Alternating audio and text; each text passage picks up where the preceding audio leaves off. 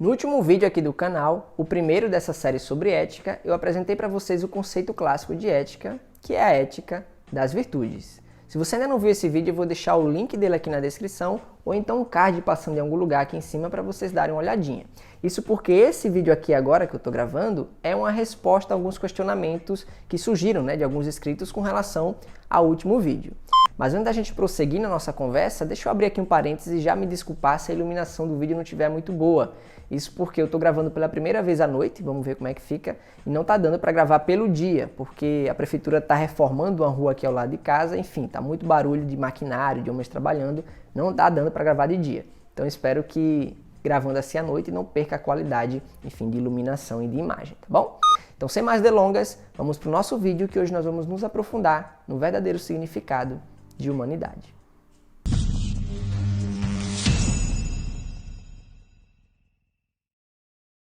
Duas perguntas muito boas e bem pertinentes me foram feitas. Uma questionando a centralidade da ética das virtudes e outra sobre suas consequências. A primeira pergunta questiona se a ética clássica não é uma perspectiva antropocêntrica de ética que faz o homem voltar a sua atenção para si mesmo. É comum que a ética das virtudes passe essa impressão mesmo, especialmente diante das citações de pensadores gregos antigos que eu trouxe no último vídeo. Uma de Píndaro, que disse, homem, torna-te o que és, e outra de Platão, que formulou, fazer triunfar o homem dentro do homem. Realmente, se nós considerarmos o ponto de vista desses pensadores, essa é uma perspectiva bastante antropocêntrica, não é? Afinal de contas, eles eram pagãos. E se nós devemos ler criticamente até pensadores cristãos, que dirá pensadores não cristãos? Porém, o nosso filtro é a cosmovisão cristã, e por meio dela nós podemos contemplar ou mesmo aproveitar aquilo que Deus graciosamente permitiu que pessoas ímpias produzissem, redimindo essas produções com o Evangelho. O apóstolo Paulo disse em Filipenses 4:8 o seguinte: finalmente, irmãos, tudo que for verdadeiro, tudo que for nobre, tudo que for correto, tudo que for puro, tudo que for amável, tudo que for de boa fama, se houver algo de excelente ou digno de louvor, pensem nessas coisas. Ou seja, nós podemos olhar para o pensamento ético desses gregos antigos, por exemplo, e perceber o que de virtuoso, o que de boa fama, o que de proveitoso há para nós no pensamento deles. É o que eu vou tentar demonstrar para vocês daqui a pouquinho. Porém, antes, permita-me dizer qual foi a segunda pergunta que me fizeram. A segunda pergunta diz respeito às consequências dessas afirmações centradas no homem. Torna-te o que és e fazer triunfar o homem dentro do homem. A pergunta foi mais ou menos o seguinte: se nós sabemos que o homem é um ser caído desde o Éden, um ser quebrado desde o Éden, fazê-lo se tornar o que é, ou fazer triunfar essa natureza caída, não seria torná-lo pior e não melhor, não mais virtuoso?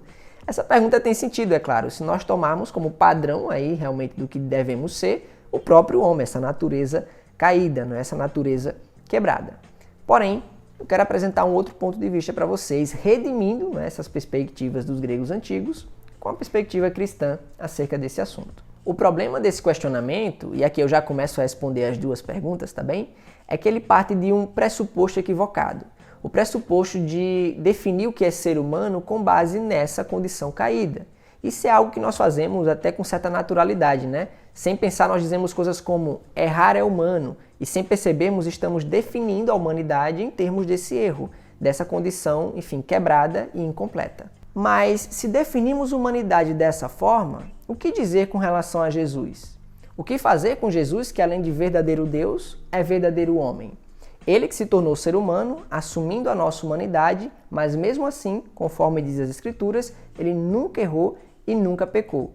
Ora, se nós definimos humanidade com base no pecado, nós teremos que negar que Jesus se tornou homem, uma vez que ele nunca pecou. E nós sabemos que negar a humanidade do Senhor Jesus é uma heresia antiga na história do cristianismo chamada apolinarianismo. Inclusive, diz aqui nos comentários se é do teu interesse conhecer um pouquinho melhor as heresias acerca da pessoa de Jesus, que infelizmente sobrevivem em alguns lugares até o dia de hoje. Não existe somente essa heresia cristológica, que nega a humanidade de Jesus, mas existem muitas outras que nós podemos produzir um vídeo futuramente para tratar somente desse assunto. O que nós vemos em Jesus Cristo, queridos, é o verdadeiro significado de humanidade. Aquilo que eu e você fomos criados para ser, mas estragamos com nossa queda em Adão, lá no Éden. Em Jesus Cristo nós vemos a perfeita obediência e virtudes que nós devemos buscar. Portanto, nós podemos olhar para o clamor de Píndaro, torna-te o que és, sob o ponto de vista cristão, e entendermos que nós devemos nos tornar como Cristo é. Devemos ser seus imitadores, pois ele é aquilo que Deus intentou para mim, para você, para toda a humanidade. Nós podemos ouvir Platão dizer para fazer triunfar o homem dentro do homem e entendermos que este homem que deve triunfar em nós é o próprio Senhor Jesus. Ele que é o verdadeiro significado do que é ser humano, aquilo que Deus intentou para toda a humanidade, então é o caráter dele, deste homem, que deve triunfar em nossas vidas. E não há caminho mais virtuoso, mais excelente do que ser cada vez mais parecido com o Senhor Jesus. Dessa maneira, nós respondemos aos 2 questionamentos, demonstrando como o cristão pode absorver e praticar a ética clássica de uma maneira cristocêntrica, sendo a maior de todas as virtudes o amor, que é o vínculo da perfeição. O próprio Senhor Jesus falou que esse é o distintivo dos seus verdadeiros imitadores. Nisto conhecereis que sois meus discípulos, se vos amardes uns aos outros. Você gostou desse vídeo? Ele te ajudou a ter um novo conceito do que significa ser humano? O verdadeiro significado de humanidade? Se sim, deixa o teu feedback aqui nos comentários, né? Se você aprendeu algo novo conosco aqui nesse vídeo.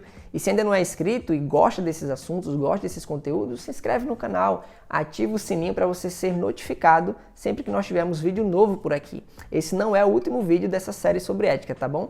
Virão mais vídeos e eu estou curtindo muito falar desse assunto com vocês, porque não é um assunto comum na maioria dos canais de teologia aqui no YouTube. Enfim, envia para os teus amigos, compartilha com quem você acha que pode se interessar por esse conteúdo e espero vê-lo no próximo vídeo dessa série. Um grande abraço e até a próxima!